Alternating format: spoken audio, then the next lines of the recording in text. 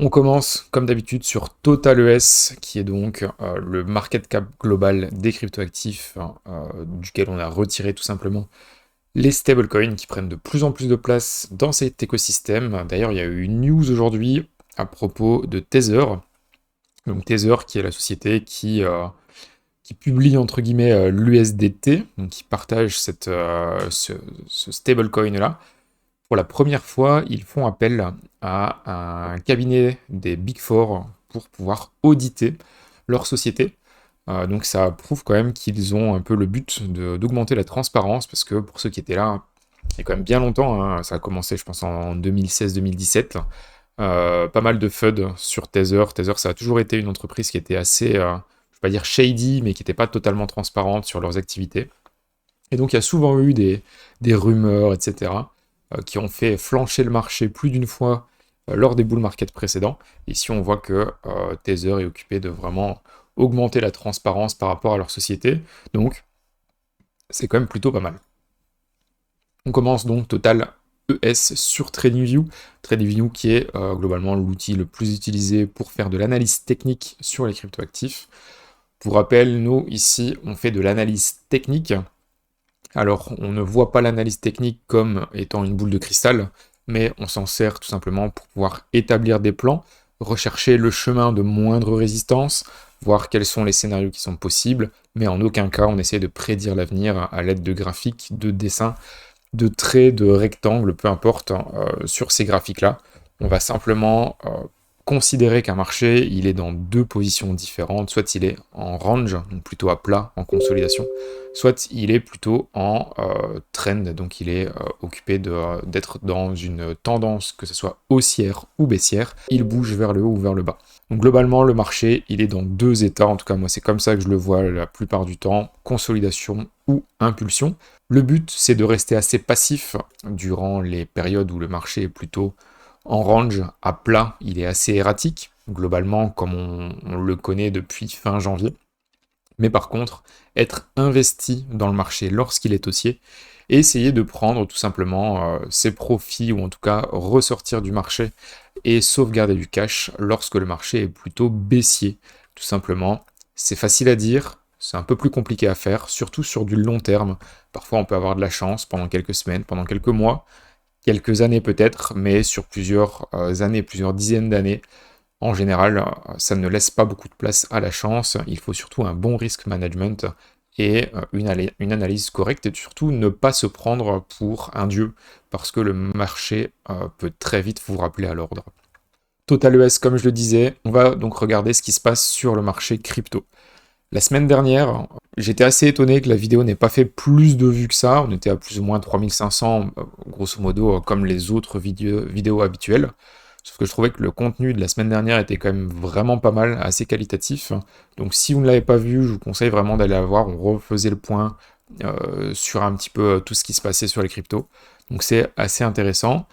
Lors de la vidéo, on était tout pile sur cette résistance-là, et on se demandait, ok, est-ce que la résistance, elle va être cassée? Et du coup, on irait peut-être rechercher la consolidation précédente avec une impulsion ici qui nous donnait grosso modo 15% de marge à aller chercher. Ou est-ce que la zone qui a déjà servi de zone charnière depuis 2024, hein, depuis mars 24, c'est une zone sur laquelle on a rebondi plus d'une fois, eh bien, est-ce que cette zone allait à nouveau servir de résistance? Eh bien oui, on a bel et bien rebondi dessus. Ça a été un rebond assez violent, hein, si on regarde en journalier. On a eu plusieurs bougies rouges qui se sont enchaînées. Donc on est toujours dans une consolidation, hop, je vais me mettre en daily ici, qui a la forme de ce qu'on pourrait appeler grosso modo un biseau ascendant, donc un graphique avec une consolidation et une volatilité qui diminue, légèrement ascendant, et ce pattern-là, bah, malheureusement, c'est un pattern qui est bearish théoriquement.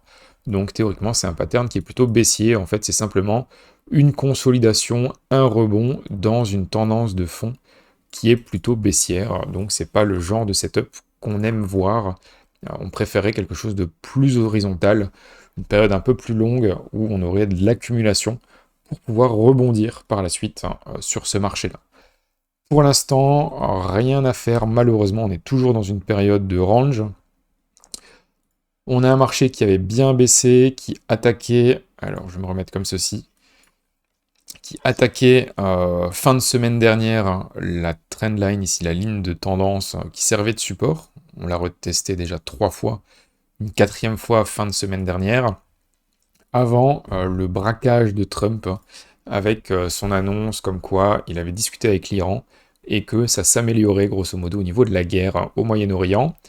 Ça a été quand même démenti. À voir, en tout cas le marché a pricé directement un gros rebond ici, mais ce rebond est déjà occupé d'être ravalé, donc méfiance. Est-ce que on aurait Trump qui a complètement menti histoire de gagner du temps sur les marchés? Les marchés ont pumpé, mais commencent à corriger par la suite, on verra. En tout cas, pour l'instant, on a simplement un rebond qui s'est fait, mais on n'a pas encore vraiment de reprise fortement haussière. En tout cas, sur Bitcoin, on est repassé en dessous des 70 000 $. La semaine dernière, je vais me remettre en 4 heures comme ceci. La semaine dernière, lors de la vidéo qui est tournée le mardi soir, on était en plein dans cette consolidation ici. Et je vous expliquais que on pumpait ici, on avait cette zone des 74 000 qui était très intéressante et qui était importante, parce que c'était normalement une zone charnière. Si on regarde, hop, ici, plutôt en daily, c'est une zone qui avait servi de résistance au mois de mars 24, au mois d'octobre 24, et quand on l'avait cassé, on avait eu vraiment un très gros pump qui avait suivi. Bon, on était en marché haussier à cette époque-là, en tout cas on sortait d'une longue consolidation. Ici, on aurait pu croire que à la cassure de la résistance, sur laquelle on avait déjà rebondi, juste ici, eh bien, on aurait pu imaginer une belle reprise haussière qui aurait suivi. Malheureusement, ce n'était pas le cas, et donc je vous avais dit que si on avait une consolidation ici, possibilité tout simplement de placer un stop pour sortir en dessous de cette consolidation-là, parce que ça voulait dire que de une, réintégrer tout simplement la consolidation, hein, eh bien, ça aurait été intéressant de couper ces positions. C'est ce qu'on a fait chez Steady Ads, et donc on est assez heureux d'avoir coupé des positions ici, parce qu'on a évité quand même une petite baisse, sachant que si on fait un top ici, on aurait potentiellement un premier top qui a été fait ici mi-mars, un deuxième top qui est plus bas que le précédent, et donc potentiellement un enchaînement d'une première tendance baissière. En fait, on aurait quelque chose de comme ceci qui se relancerait. On ne lit pas l'avenir, on l'a dit au début de la vidéo, mais c'est des scénarios auxquels il faut tout simplement être prêt. Et donc, c'est pas trop le moment pour être surexposé sur le marché, c'est pas le moment où il faut aller chercher de levier, etc.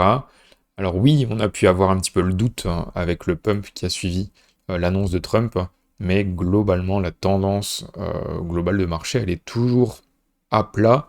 En tout cas, j'ai pas vraiment de signaux fortement clairs pour une reprise haussière sur Bitcoin. Si on regarde les alts par rapport à USD, on a eu exactement la même chose avec une fausse cassure, une réintégration de la consolidation. Donc pareil, on n'a pas vraiment d'intérêt à aller s'exposer sur les alts actuellement. Si on regarde d'ailleurs Total 3 ESBTC, donc Total 3 ESBTC c'est quoi? C'est le market cap total, sauf, donc Total 3 c'est pour dire qu'on a enlevé Bitcoin et Ethereum, ES, c'est pour dire qu'on a enlevé les stablecoins également. Et BTC à la fin, c'est pour dire qu'on compare tout ça à Bitcoin. Donc ici, ce qu'on est occupé de comparer, c'est la force des altcoins versus Bitcoin. Si ce marché-là est haussier, comme on l'a connu en 2017 et 2021, grosso modo, on a eu vraiment deux belles périodes de hausse. Alors 2020-2021, c'était déjà une belle période pour ceux qui s'en souviennent. 2017, on était vraiment sur une autre échelle, c'était vraiment la folie. Bon, je pense qu'il n'y a plus énormément de personnes actuellement qui étaient déjà là à l'époque, hein. Personnellement, moi j'y étais, et je peux vous dire que c'était vraiment de la grosse folie. Ça fait très longtemps qu'on n'a pas connu ça. Alors comme je disais, on a connu un petit peu ça en 2021, mais rien de comparable avec ce qu'on a connu vraiment en 2017, où c'était l'essor des altcoins à cette époque. Grosso modo, depuis 2021 où on a eu ce petit rebond, les alts sont en tendance baissière par rapport à Bitcoin. Donc il y en a beaucoup qui sont en tendance baissière tout court, hein, que ce soit par rapport à Bitcoin, mais également par rapport à l'USD, l'euro, etc. C'est de la chute libre quasiment. Des trucs comme EGLD, je pense qu'ils doivent pas très très bien se porter. C'est pas des graphiques qui font plaisir à voir. Tout ça pour dire que nous, on va chercher à aller s'exposer sur les alts une fois qu'on a le vent dans le dos. Quand est-ce qu'on a le vent dans le dos? Eh bien, on aura le vent dans le dos quand ce graphique-ci, Total 3 ES-BTC, repartira vers le haut. Alors qu'actuellement, on est plutôt sur une tendance baissière, même si on peut remarquer que la volatilité, elle commence à diminuer. Malgré tout, on fait toujours des points bas qui sont plus bas que les précédents, des points hauts qui sont toujours plus bas que les précédents aussi.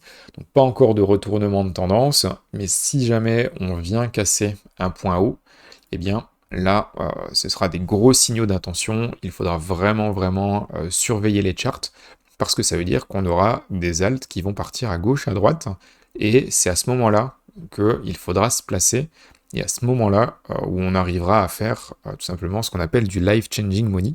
Donc en général, sur les alts, si on arrive à enchaîner 2, 3, 4 trades qui se passent assez bien avec un risque quand même assez élevé, eh bien, il y a moyen de faire des multiples qui sont assez impressionnants. Si on arrive à faire x3, puis un petit x4 et ensuite un petit x3 encore, eh bien ça fait très vite des gros multiples.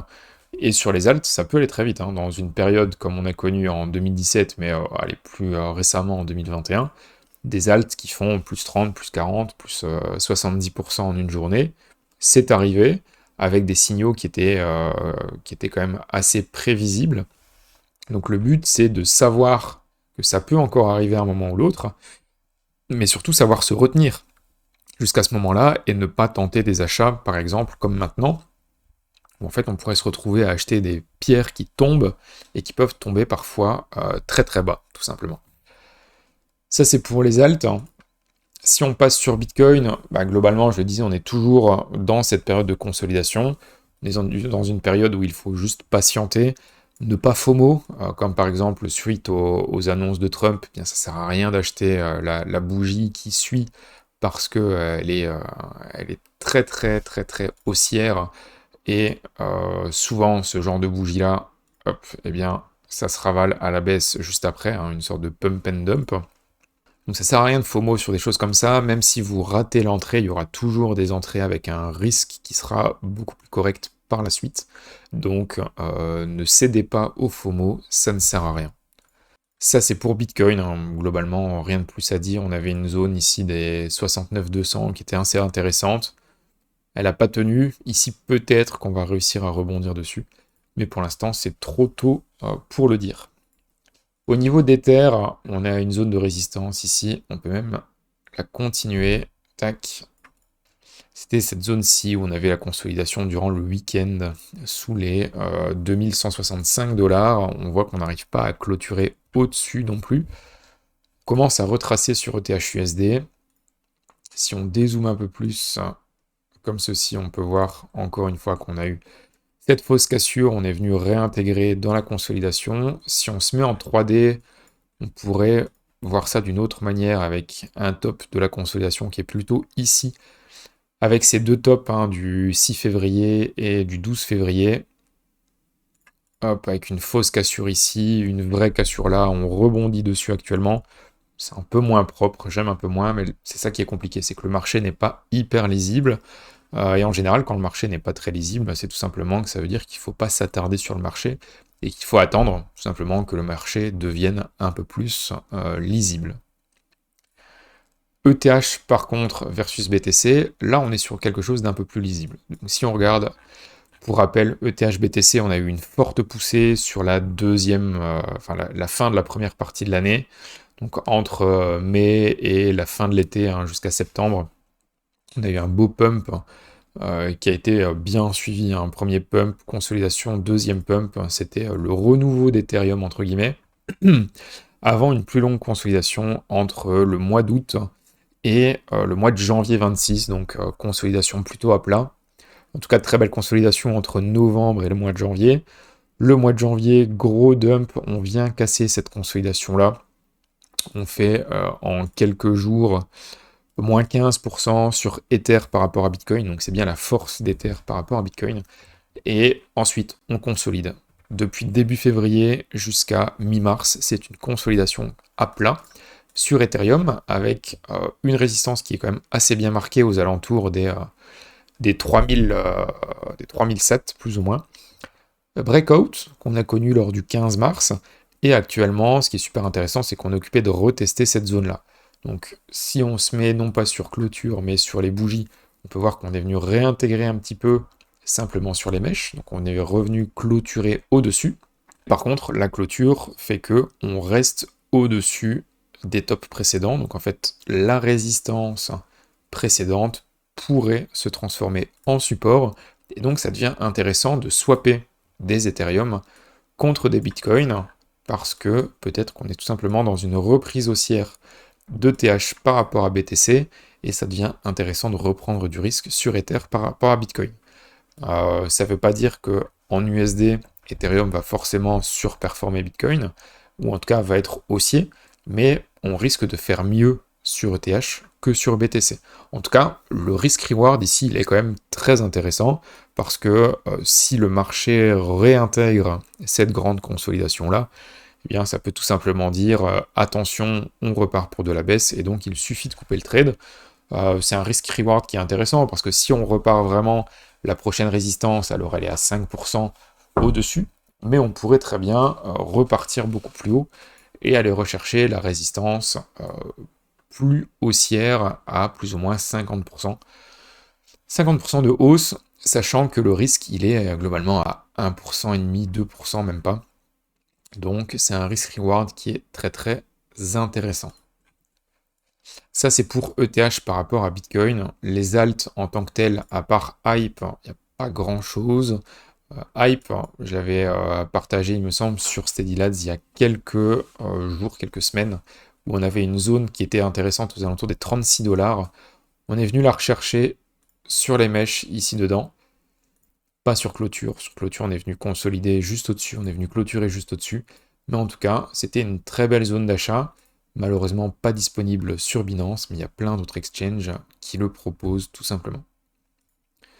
Sur Doge, on continue de consolider. Patience, il n'y a rien de plus à faire sur cette consolidation-là. Et Tao, on en parle dans Steady Lads juste après la suite de ce live. On m'a posé plusieurs fois la question et je me dis que ça peut être intéressant pour d'autres personnes et pour tout le public, entre guillemets. Comment peut-on comparer deux actifs sur TradingView? Comment on fait des formules?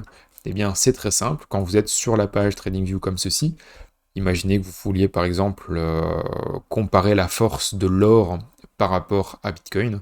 Eh bien, il suffit de taper l'or. Donc l'or, c'est XAU, tout simplement. Donc XAU USD. Vous le divisez par BTC USD et vous tapez sur Enter. Et là, vous avez une comparaison de XAU qui est donc l'or USD divisé par BTC USD. Les deux USD se simplifient, c'est des maths, et bien il ne reste plus que XAU sur BTC. Donc là, vous êtes occupé de comparer la force de l'or par rapport à la force de Bitcoin, tout simplement. C'était la petite astuce gratuite de la fin de vidéo. Je vous souhaite à tous une très bonne journée et à la semaine prochaine.